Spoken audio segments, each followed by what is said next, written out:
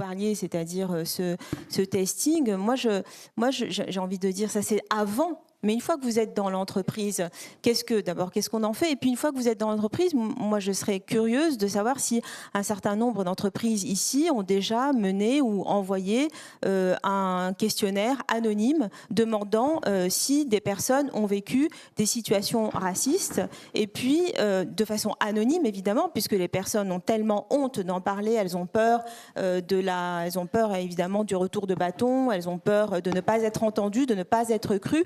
Et d'organiser, par exemple, un lieu safe, un safe place où une personne référente pourrait écouter ce qu'elles auraient à dire et pour ensuite mettre en place des outils pour réparer la souffrance à la fois humaine de cette personne, mais aussi de carrière professionnelle et aussi juridique. Parce que moi, je pense qu'il n'y a pas de réparation entière s'il n'y a pas de réparation auprès de la justice. J'ai eu raison. Alors, on a atteint à ma dignité, on a atteint à ma personne, à mes fondamentaux, et c'était illégal. Je veux qu'on me dise que j'ai été entendue, que ce que j'ai vécu est vrai et que j'ai raison. Encore une fois, faites le parallèle avec tout ce qui s'est passé, tout ce qui continue de se passer.